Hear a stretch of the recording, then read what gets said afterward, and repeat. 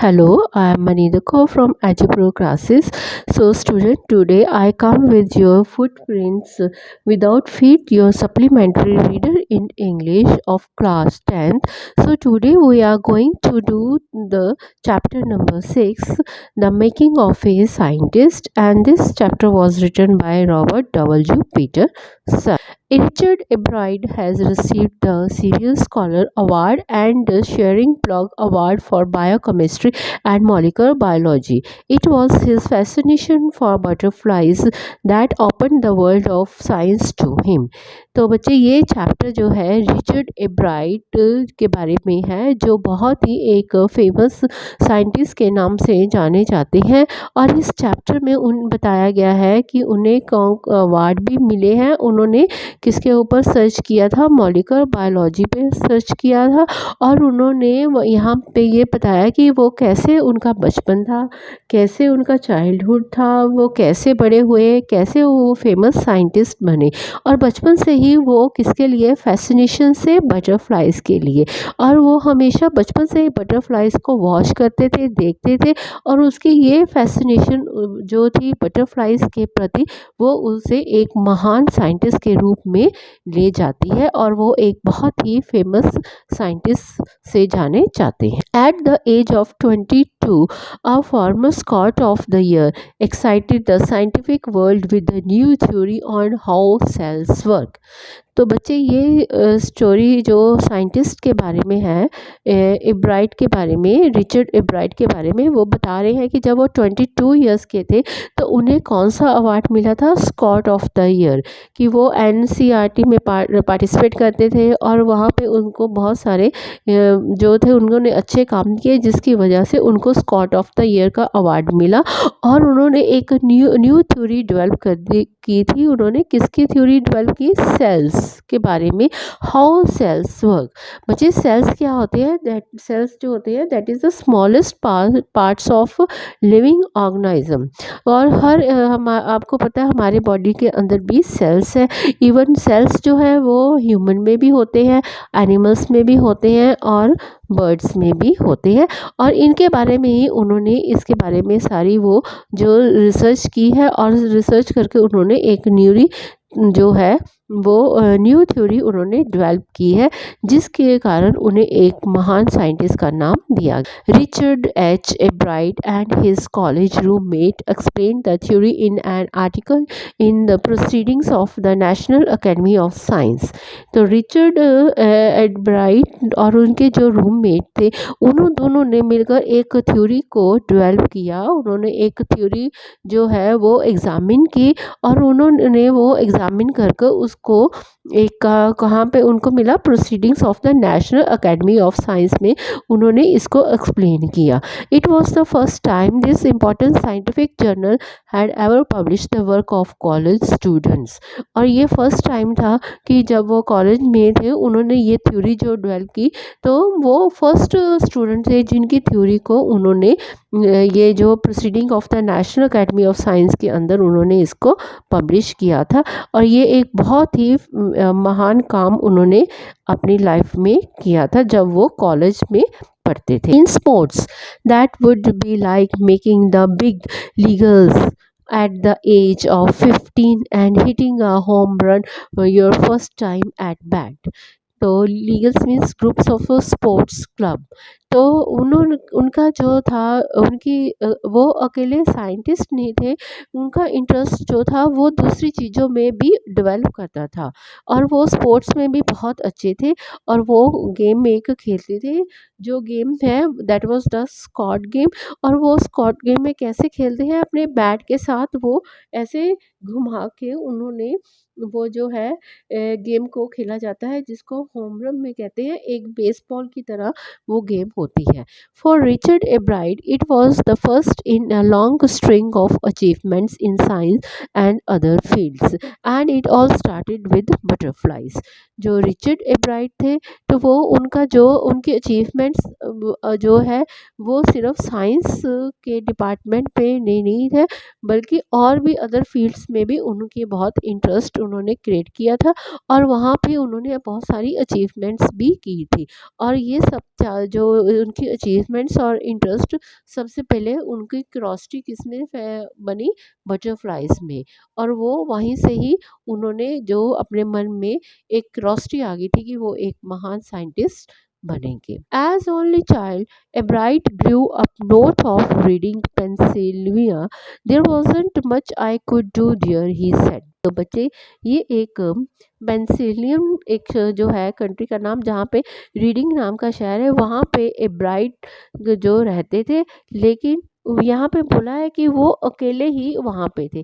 There was not much I could do there, he said. वो कहते वो इतना जो रीडिंग शहर था वो इतना डेवलप नहीं था, और वो वहाँ पे कुछ ज़्यादा कर नहीं पा सकते थे, जो हमें बाकी जगह पे जो फैसिलिटीज़ मिलती है वो वहाँ पे उन्हें नहीं मिलती थी। I suddenly couldn't play football और baseball with the team of one, but there was one thing I could do, collect things. अब उनके पास वहाँ पे कोई साथ नहीं था जिसके साथ वो फुटबॉल या बेसबॉल कुछ खेल सकते, ऐसी कोई टीम नहीं बना पाए। लेकिन वो एक चीज़ ज़रूर करते थे, उन्होंने क्या करना शुरू कर दिया, वो चीज़ों को इकट्ठा करने लग पड़े। कैसे बच्चे, कई बच्चों का छोटे होते हुए कैसे शौक होता है बच्चों के, कई बच्चों के ऐसे शौक होते हैं कि वो अपनी हॉबीज़ उसको बना लेते हैं, जैसे कॉइन्स कलेक्ट करना, स्टैम्प को कलेक्ट करना।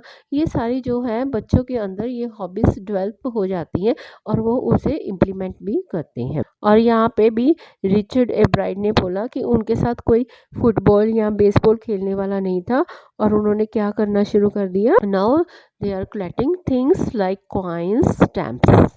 So he did, and did he ever. Beginning in kindergarten, Ebright collected butterflies with the same determination that has marked all his activities.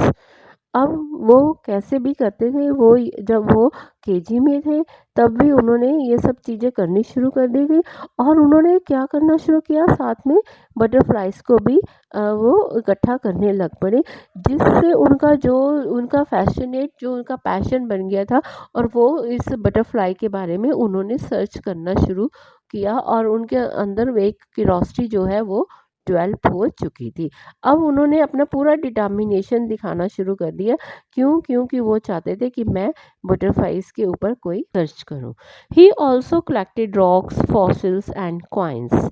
वो और क्या चीज़ें करते थे, रॉक्स इकट्ठे करते थे, फॉसिल्स क्या होते हैं, जो dead part of remain parts of animals, fish, plant, and coins भी करते थे। He became an eager astronomer to sometimes star gazing all night. और कभी कभी वो एस्ट्रॉनर के रूप में भी हमें दिखाई देते हैं, क्यों, उनका जो शौक था, वो हर काम में उनका इंटरेस्ट था, और वो रात को टेलीस्कोप की से सहायता से वो स्टार की स्टडी भी करते थे। From the first, he had a driving curiosity along with a bright mind. He also had a mother who encouraged his interest in learning. अब उनकी क्रोस्टी किस में थी, ड्राइविंग में भी थी। ड्राइविंग क्रोस्टी मीन्स, ड्राइविंग का मतलब ये नहीं कि वो ड्राइविंग करना चाहते थे, ड्राइविंग क्रोस्टी मीन्स कि उसके उनका माइंड इतना ब्राइट था कि उनके मन में, ड्राइविंग मीन्स कि पैदा करना, डेवलप करना, उनके मन में वो क्यूरोसिटी जो है वो पैदा हो चुकी थी, और उनका माइंड जो था वह बहुत ब्राइट था, शाइन था, और उनकी मदर उनको इनकरेज करती थी उनके काम करने में, उनको वो याद करने। यहाँ पे उसकी मदर जो थी वो उसके साथ उसकी पूरी हेल्प करती थी, और उनका इंटरेस्ट जो था वो डेवलप करती थी। She took him on trips. क्या करते थे, उसको अपने साथ वो ट्रिप्स पे लेके जाते थे। बॉट हिम टेलीस्कोप, टेलीस्कोप भी लेकर देते थे, माइक्रोस्कोप भी देते थे, cameras and mountain materials and other equipment, and help him in many other ways. अब उसकी मदर जो थी वो उसके अंदर एक जो क्यूरोसिटी डेवलप कर रही थी, ड्राइविंग का मतलब यहाँ पे डेवलप करना है, और वो उसके अंदर उसको इनकरेज कर रहे थे, उसको हौसला दे रहे थे, हाँ तुम ये भी कर सकते हो, वो भी कर सकते हो। और वो उसको इसके इंटरेस्ट को क्रिएट करने के लिए उसकी मदर उसे कहाँ ले जाती थी, ट्रिप्स पे ले जाती थी, उसको उनको टेलीस्कोप भी लेकर देते थे, माइक्रोस्कोप भी देते थे, कैमरा और माउंटिंग मटेरियल्स। माउंटेन मीन्स पहाड़, जो माउंटेन के ऊपर चढ़ने के लिए जो सामान वो भी उससे प्रोवाइड करते थे, और सारे उसको वो जो ला कर देती थी, जो उसको उनको अलग अलग तरीक़ों में उनके हर काम में हेल्प करते। I was his only companion until he started school, his mother said. अब रिचर्ड ए ब्राइड के मदर जो थे उन्होंने क्या बोला कि वो उनके कंपेनियन उसकी मदर ही थी। जब उन्होंने स्कूल स्टार्ट किया मैं उसकी हेल्प करने के लिए वहाँ पे सिर्फ उसकी मम्मी उसके उनके मदर ही अवेलेबल थे। After that I would bring home friends for him. उसके बाद उनके फ्रेंड्स को भी वो घर में लेकर आते रहे। But at night we just did things together. पर रात को वो दोनों बैठकर मदर और रिचर्ड अपने मदर के साथ बैठकर वो सारी चीज़ें वो स्टडी करते थे। Richie was my whole life and after his father die when Richie was in third grade. अब यहाँ पे जो है रिची वो किसको एड्रेस किया गया है, रिचर्ड एब्राइड को, जो उनकी मदर उन्हें शॉर्ट में रिची बोलते थे। और उन्होंने बोला रिची जब थर्ड क्लास में था तब उनके फादर की डेथ हो गई थी। अब वो ही उनका अकेला जो है वो उनकी लाइफ का वो सारा होल एम है। And her son spent almost every evening at the dining room table. If he didn't have things to do, I found work for him, not physically work, but learning things. His mother said he liked it, he wanted to. अब वो उनकी mother बता रही है कि वो दोनों अकेले घर में थे और शाम को वो डाइनिंग रूम टेबल पर बैठ के अपना टाइम जो है बिताते थे। अगर उनके लिए कोई काम नहीं होता तो उनकी मदर उनके लिए काम ढूंढती है। काम कौन सा ढूंढती है, फिजिकल वर्क नहीं, ये नहीं कि यहाँ सफाई कर लो, ये बर्तन धो लो या ये कर लो, ऐसा कुछ नहीं। उनको ये क्या बोलती थी, तुम ये सब चीज़ों को याद करो। और रिचर्ड एब्राइड जो थे वो उन्हें अच्छा भी लगता था और वो उन्हें लर्न भी करते थे। तो इससे पता चलता है कि उनकी मदर का जो मेन रोल है उन्हें इनकरेज करने में और उनकी पूरी हेल्प वो करती थी, उनको हर बात याद कराने में, हर चीज़ उनको वो सिखाती थी। And learn he did, he earn top grades in school on every day things, he was just like every other kid, his mother said. अब वो क्या था, अपनी मदर की बात मानते थे और वो चीज़ों को याद भी करते थे और वो क्या करते थे, याद करते थे और अपनी क्लास में हमेशा टॉप पाते थे। तो ये उनकी मदर बोलती है कि वो बहुत अच्छा एक वो बच्चा है और वो अपनी मदर की बात को वो बिल्कुल सुनता है। By the time he was in second grade, a bride had collected all 25 species of butterflies found around his hometown. जब वो सेकंड क्लास में थे तब उन्होंने क्या किया, अपने बच्चे देखा कैसे वो बचपन में ही चीज़ों को कलेक्ट करना शुरू कर देते थे, किया था। जैसे उन्होंने कॉइन्स, स्टैम्प्स और फॉसिल्स, इवन बटरफ्लाइज भी उन्होंने कलेक्ट करनी शुरू कर दी थी, क्योंकि उनका बचपन से ही फैशनेट था किसमें, बटरफ्लाइज में। और वो बटरफ्लाइज को बचपन से ही कलेक्ट करते थे। जब वो सेकंड क्लास में तो उनके पास कितने स्पीशीज हो गए थे बटरफ्लाइज के, 25 स्पीशीज ऑफ बटरफ्लाइज। और बच्चे ये जो नीचे टेबल दिया गया है और ये सारे स्पीशीज उन्होंने बटरफ्लाइज के अपने घर के आसपास से ही कलेक्ट किए थे। और उन्होंने ये सारे कहाँ कितने वीक्स में किए, 6 वीक्स के। तो ये उन्होंने तब भी कर लिए थे क्योंकि उनकी जो बचपन से ही एक पैशन था उनका, वो बटरफ्लाइज के ऊपर वो स्टडी करना चाहते थे। That probably would have been the end of my butterfly collecting, he said. But then my mother got me a children's book called The Travels of Monraj X. तो उन्होंने क्या किया, उन्होंने 25 जो स्पीशीज थी बटरफ्लाइज की वो कलेक्ट की और उन्होंने सोचा कि that was the end point. But जब वो उसकी मदर ने उन्हें कौन सी बुक ला कर दी, द ट्रेवल्स ऑफ मॉनराज एक्स। तो वो बुक में बच्चे क्या किसके बारे में था, बटरफ्लाइज के बारे में। That book, which told how Monraj butterflies migrate to Central America, opened the world of science to the eager young collector. तो जब वो उन्होंने बुक पढ़ी तो उन्हें क्या पता चला कि ये जो बर्ड्स है, एक बर्ड का जो ब्रीड है वो मोनराज है और वो कह रहा है कि कैसे वो बटरफ्लाइज जो है माइग्रेट होकर वो कहाँ जाती है, सेंट्रल अमेरिका में। और ये किताब पढ़ने के बाद उनकी और क्यूरोसिटी जो है वो बढ़ जाती है। At the end of the book readers were invited to help study butterfly migrations. They were asked to tag butterflies for research by Dr. Frederick A. Urquhart of the University of Toronto, Canada. अब ये जब उन्होंने book पढ़ी तो readers ने बोला उनको help करने के लिए कि कैसे बटरफ्लाई माइग्रेट होते हैं, उनकी हेल्प करना चाहते थे। और उनकी हेल्प कौन कर रहा था? डॉक्टर फ्रेडरिक ए यूक्रा, जो उन्होंने बोला कि आप बटरफ्लाई के ऊपर टैग लगा सकते हैं। टैग कैसे होता है? एक छोटा टैग का मतलब है एक छोटा स्टिकर लगा देते हैं, जिससे वो आइडेंटिफाई हो जाता है कि हाँ, ये वही बटरफ्लाई है जो माइग्रेट होकर वहाँ पे आई है। तो ये जो सब बातें हैं वो रिचर्ड एब्राइट को ऊपर उन्होंने उनको करने को बोला था। Richard एब्राइट mother wrote to Dr. Yohath, and soon Ebright was attaching light adhesive tag to the wings of Monrad. अब उन्होंने जो थे रिचर्ड एब्राइट के मदर थे, उन्होंने डॉक्टर यूहार्ट को बोला और उन्होंने लिखा कि इसके बारे में वो जानना चाहते थे और उन्होंने बोला कि आप उनके ऊपर उनके विंग्स के ऊपर टैग्स लगा सकते हैं। टैग्स लगाने का होता है कि आप आइडेंटिफाई कर सकते हैं उनको, और उन्होंने ऐसा ही करना शुरू कर दिया। तो बच्चे इस पिक्चर में आप देख रहे हैं कैसे उन्होंने टैग्स लगाए हैं। Anyone who found a tag butterfly was asked to send the tag to doctor Urquhart. जो भी कोई टैग पर लगी हुई बटरफ्लाई को देखते थे वो डॉक्टर यूहार्ट को भेज देते। The butterfly collecting season around Reading last 6 weeks in late summer. तो वो उन्होंने क्या करना शुरू कर दिया कि उन्होंने जो 6 वीक्स में उन्होंने जो बटरफ्लाइज को कलेक्ट किया था। If you are going to chase them one by one you won't catch every many. अगर आप उन्हें एक एक करके पकड़ेंगे तो आप उन्हें नहीं पकड़ पाएंगे। तो बच्चे यहाँ पे ये नीचे जो है उन्होंने एक ग्राफ बनाकर शो किया है कि उन्होंने कैसे जो है वो बटरफ्लाइज को कितना कैसे कलेक्ट किया है विद इन 6 वीक्स में। 6 हफ्तों में उन्होंने क्या कलेक्ट की थी। So the next step for Ebright was to raise a flock of butterflies. अब उनका नेक्स्ट स्टेप क्या था कि वो बटरफ्लाइज को मतलब ज़्यादा मात्रा में वो बनाना चाहते थे, कलेक्ट करना चाहते थे। He would catch a female monarch, take her eggs and raise them in his basement through their life cycle from egg to caterpillar to pupa to adult butterfly. अब उनका क्या था मेन मोटिव कि वो butterflies को ज़्यादा quantity में बनाना चाहते थे।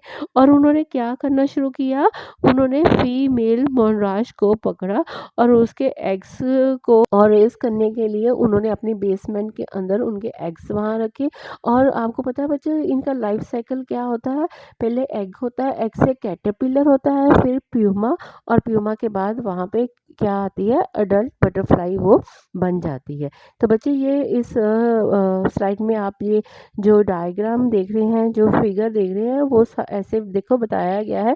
पहले एग है, देन उसके बाद जो है कैटरपिलर है, देन प्यूमा, और उसके बाद क्या है वो बटरफ्लाई है।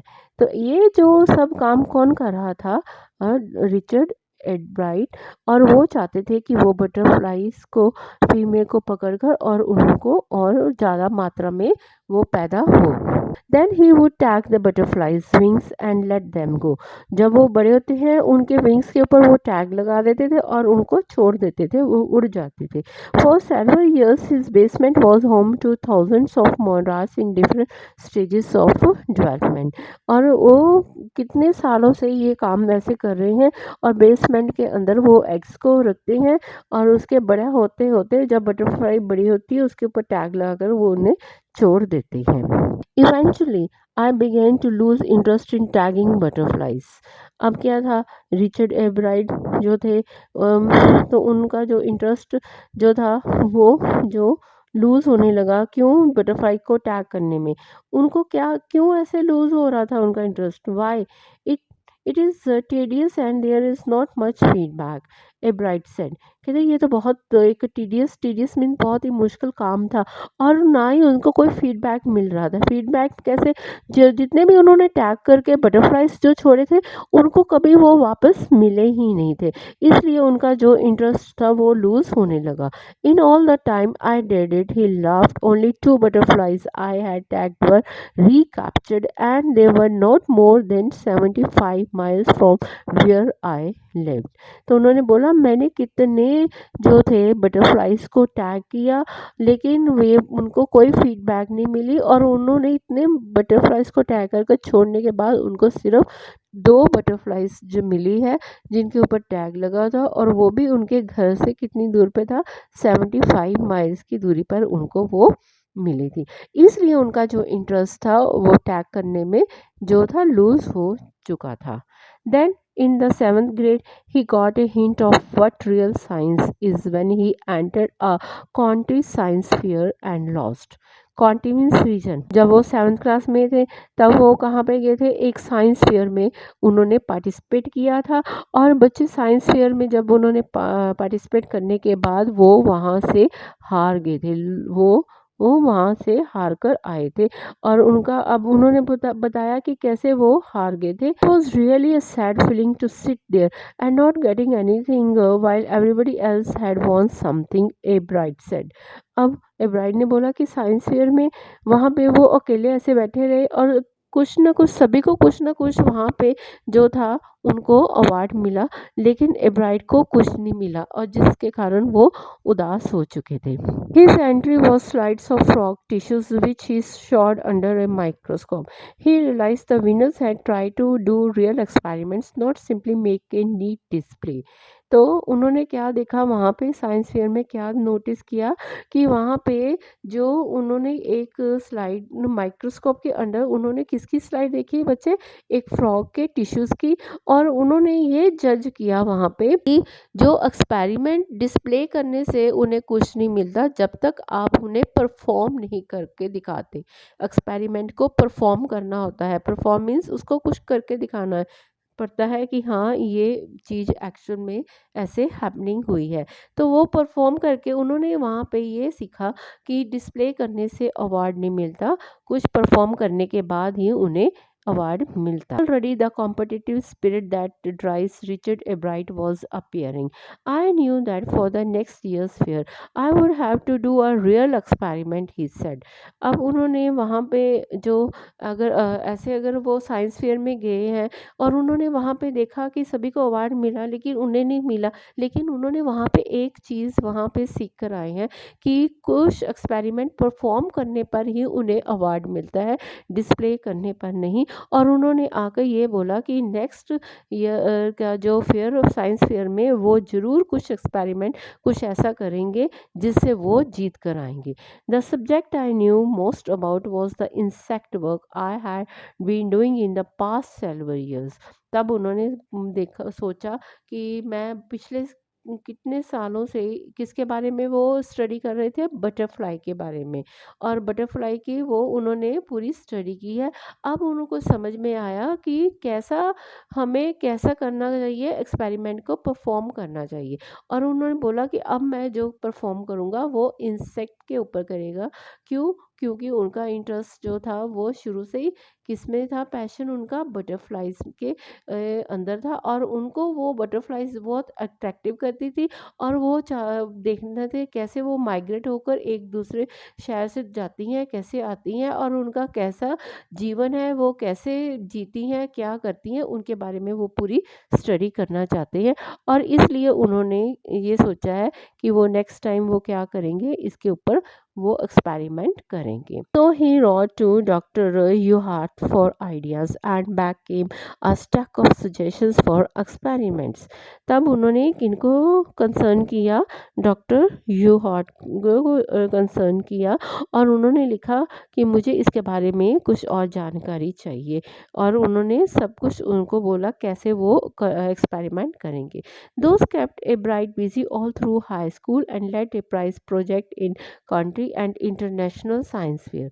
तो उन्होंने उनकी हेल्प से उन्होंने बहुत अपने आप को बिजी किया, और उनके ऊपर स्टडी की, एक्सपेरिमेंट्स किए, और उन्होंने वहाँ पे जाकर क्या उन्होंने प्राइज़ भी लिए। उन्होंने रीजन में जाकर उनको प्राइज़ भी मिला, और इंटरनेशनल साइंस फेयर में भी उनको अवार्ड मिला। For his 8th grade project, a bride have tried to find the cause of a viral disease that kills nearly all Monarch caterpillars very few years. अब एब्राइट जब 8th class में थे उनको क्या प्रोजेक्ट था कि उन्होंने देखा एक जो है वायरल डिजीज़ फैल चुका है जो मनराज बटरफ्लाइज को वो ख़त्म कर रहा है, उसके कैटरपिलर्स को मार रहा है।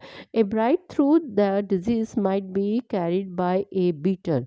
अब बीटल क्या है, एक जो कीड़ा है, उन्होंने सोचा कि शायद ये डिजीज़ उसको कहाँ से होती है, बीटल से होती है और बीटल ही उनको मारने में जो बटरफ्लाई के कैटरपिलर्स को हार्म कर रहा है।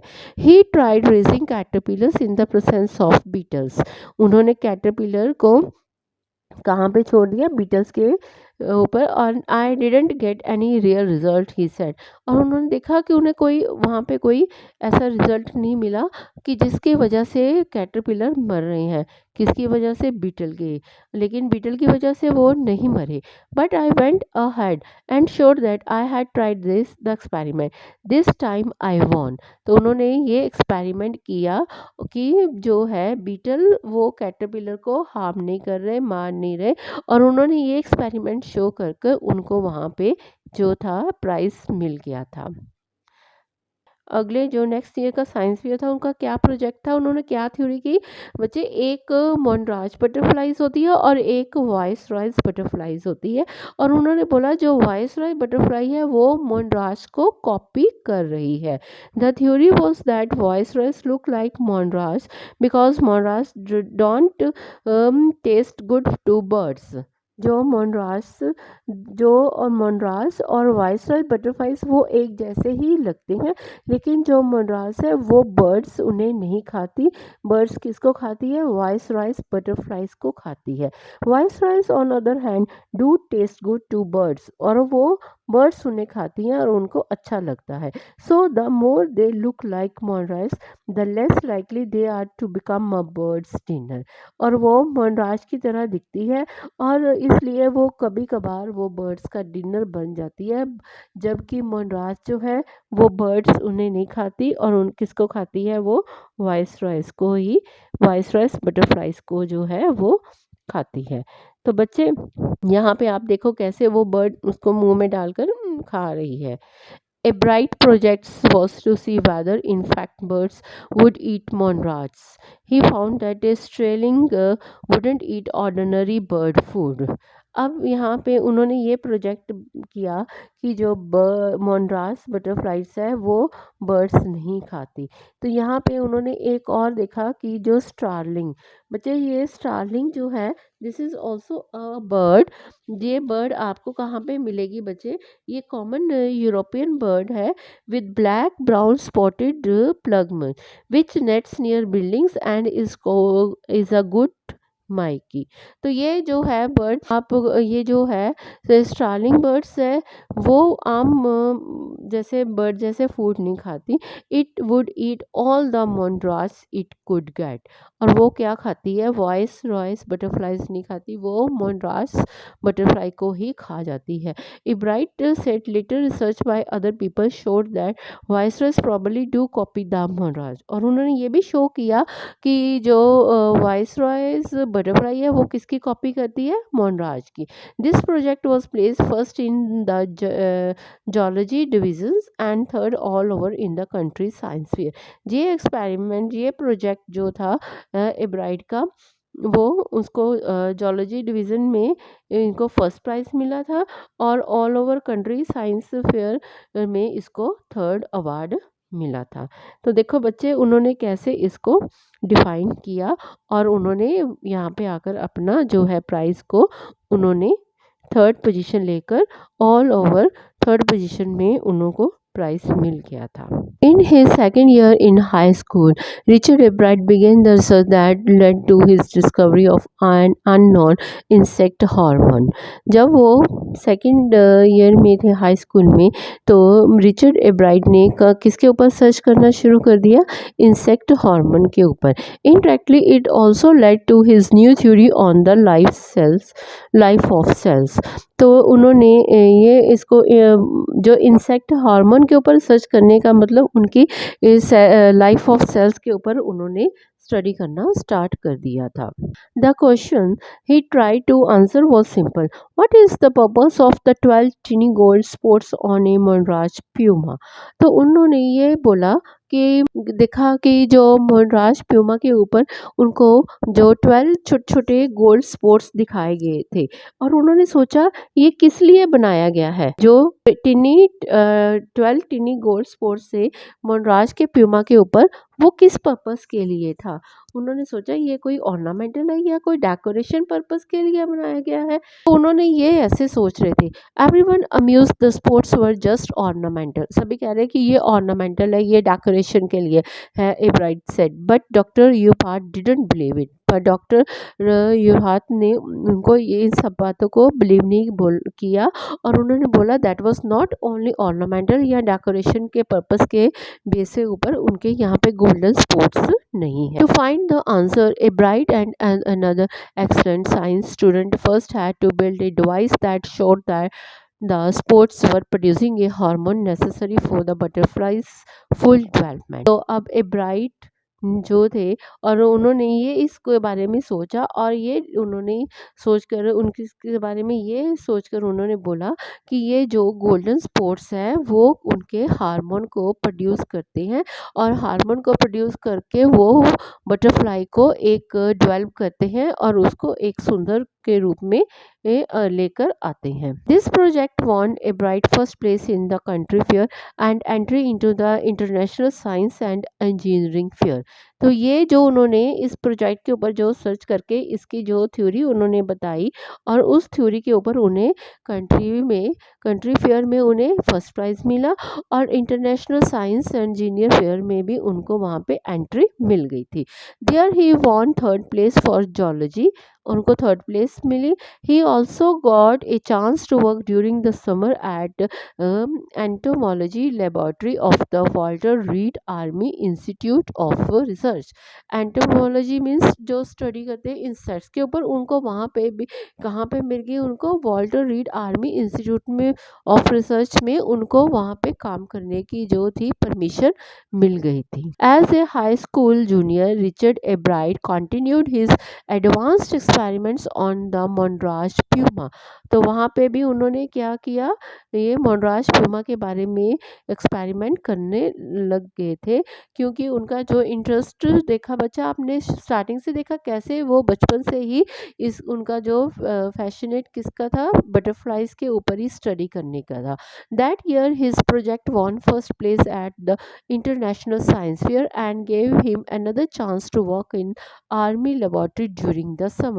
और उन्हें फिर वहाँ पे फर्स्ट प्राइज़ मिला, और जिसकी वजह से उन्हें समर में वहाँ कहाँ पे काम करने को फिर चांस मिल गया आर्मी लेबोरेटरी में। In his senior year he went a step further. He grew cells from a Monroe swing in a culture and showed that cells would divide and develop into normal butterfly wing scales only if they were fed the hormone from the gold spots. अब उन्होंने क्या किया कि देखो वो achievements कर रहे हैं, कैसे कैसे कर रहे हैं वो अचीवमेंट, उन्होंने ये डेवलप किया, क्या किया डेवलप बच्चे, कल्चर कल्चर मीन्स कैसे उन्होंने टेम्परेचर को मेंटेन किया, और उन्होंने रेगुलेटर एरिया में ये बताया कि कैसे वहाँ पे जो है जो बटरफ्लाइज के हार्मोन कैसे वो डेवलप होते हैं, और उसके जो गोल्ड स्पॉट्स से उनके डेवलप होने की वजह से उनको वो आगे वहाँ पे जो फीड किया जाता है, और वो एक सुंदर बटरफ्लाई के रूप में आ जाते हैं। That project won first place for zoology at the international fair. International fair में उन्हें वो फर्स्ट अवार्ड मिला। He spend the summer after graduation doing further work at the army laboratory and at the laboratory of the US department of agriculture. तो इसके बाद उन्होंने graduation के बाद कहाँ काम किया, आर्मी लेबोरेटरी में और यूएस डिपार्टमेंट ऑफ एग्रीकल्चर की लेबोरेटरी में भी काम किया। Following summer after his freshman year at Harvard University, Ebright went back to the laboratory of the Department of Agriculture and did more work on the hormone from the gold spots. यहाँ पे क्या है, after his freshman, जैसे उन्होंने Harvard university से उन्होंने graduation करके वो वहाँ पे कहाँ पे भी चले गए, एग्रीकल्चर की डिपार्टमेंट ऑफ एग्रीकल्चर लेबोरेटरी में चले गए और वहाँ पे उन्होंने फिर और काम शुरू करना कर दिया। किसके ऊपर? वो हार्मोन्स के ऊपर, जहाँ से वो गोल्ड स्पोर्ट्स जो थे, गोल्ड स्पोर्ट्स से हार्मोन कैसे प्रोड्यूस होते हैं, कैसे वो एक्टिव होते हैं, उसके ऊपर उन्होंने फिर स्टडी करना शुरू कर दिया। Using the laboratories sophisticated instruments, he was able to identify the hormones chemical structure। और उन्होंने अपनी काबिलता के कारण उन्होंने ये सब स्टडी की और उन्होंने सिर्फ गोल्ड स्पोर्ट्स से हार्मोन नहीं, उन्होंने केमिकल स्ट्रक्चर का भी उन्होंने वहाँ पे जो है उसके बारे में भी स्टडी करना शुरू कर दिया था। A year and a half later, during his junior year, a Bright got the idea for his new theory about cell life। जब वो काम कर रहे थे और काम करते करते उन्हें कितने साल हो गए, 1.5 साल के बाद उन्होंने एक और नई थ्योरी के बारे में जानना शुरू किया कि किसके बारे में, सेल लाइफ के बारे में। Same while he was looking at X-ray photos of chemical structure of a hormone। उन्होंने क्या देखा कि कैसे वो केमिकल स्ट्रक्चर के हार्मोन को उन्होंने एक्सरे फोटो में देखा और उन्होंने वहाँ पे किसके बारे में स्टडी करना शुरू कर दिया, सेल लाइफ के बारे में। तो बच्चे आपको पता है सेल क्या होता है कि that is the smallest part of living organism. तो उसके बारे में उन्होंने स्टडी करना शुरू कर दिया, वो कैसे सेल बनते हैं, कैसे वो वर्क करते हैं। When he saw these photos, a bright didn't shout eureka. Eureka means a cry of Trump at the discovery, originally attributed to Archimedes, और even I have got it. जब उन्होंने इसके बारे में काम करना शुरू किया, स्टडी की और उन्होंने उसको डिफाइन कर लिया और वो खुशी से, जैसे हम खुश होकर कैसे किसी चीज़ को पाते हैं, जीत जाते हैं और जीत की खुशी में हम यूरेका कहते हैं, वैसे ही उन्होंने चिल्लाया और उन्होंने बोला कि हाँ मैंने ये कर दिया। But he believed that, along with his findings about insects' hormones, the photos gave him the answers to one of biology's puzzles: how the cell can read the blueprint of its DNA। तो बच्चे उन्होंने ये सब तो study किया और उसके ऊपर उन्होंने इसके ऊपर उन्होंने जीत भी प्राप्त कर ली, लेकिन अब वो सोच रहे हैं कैसे वो हार्मोन्स जो है, कैसे उन्होंने सेल को पढ़ा, कैसे रीड किया और उन्होंने क्या किया, कैसे ब्लूप्रिंट। बच्चे क्या होता है, जैसे हम कुछ जैसे आप कोई इंजीनियर जैसे मैप बनाता है उसे ब्लूप्रिंट ही कहते हैं, वैसे ही उन्होंने ये डिज़ाइन जो प्लान होते हैं वही किया। और उन्होंने क्या बोला कि उन्होंने कैसे पहचाना कि सेल को, ये सेल मीन्स डीएनए, ये कैसे है और वो सब ये देखना चाहते हैं कैसे फीचर्स ये बनाता है, क्या करता है, और ये सब वो उन्होंने स्टडी करना शुरू किया और वो थोड़ा से पजल भी हो चुके थे कि ये कैसे बना है। बच्चे यहाँ पे डायग्राम शो किया गया है कैसे सेल बनता है, पहले फिर न्यूक्लियस होता है, कॉरोसम होता है, कॉरोसम के ऊपर बाद हमें डीएनए मिलता है। DNA is the substance in the nucleus of a cell that controls heredity. DNA क्या होता है बच्चे, जो हमें हेरिडिटी होता है, जैसे हमें अपने फादर से कैसे हम कुछ हमें ऐसे लगता है ना कि हमारी जो हैबिट्स है वो हमारे पेरेंट्स से मिलती है या कैसे मिलती है, तो वो हमें हेरिडिटेड होता है। It determines the form and function of the cell. Thus DNA is the blueprint for life। तो ये जो उन्होंने इसको ये डिफाइन किया कि जो फंक्शन जो सेल काम करता है, सेल काम करते करते वो किसको बना देता है, डीएनए। और डीएनए जो है that is the main point. DNA जो है वो कैसे बनता है और वो बनता है कैसे होता है, ये लिविंग ऑर्गेनिज्म कैसे बनते हैं, और डीएनए ही जो है वो हमारे अंदर जो है वो हमें एक लाइफ दे। तो बच्चे डीएनए का मतलब क्या आता है, डीऑक्सी रिबो न्यूक्लिक एसिड। और ये जो क्या बच्चे होते हैं, it's carries genetic information for the development and functioning of an organism. और ये जो डीएनए का मतलब क्या क्या करती है, ये जेनेटिक इंफॉर्मेशन हम जो है वो डेवलप करती है, कैरीज करती है और हमारे ऑर्गेनिज्म को वो फंक्शन भी करती है। तो मीन्स ये है जो डीएनए ही जो है that is the main structure of our life. Ebright and his college roommate James R. Wong worked all that night drawing pictures and constructing plastic models of molecules to show how it could happen. Together, they later wrote the paper that explained the theory. तो एब्राइट का roommate कौन थे? James R Wong.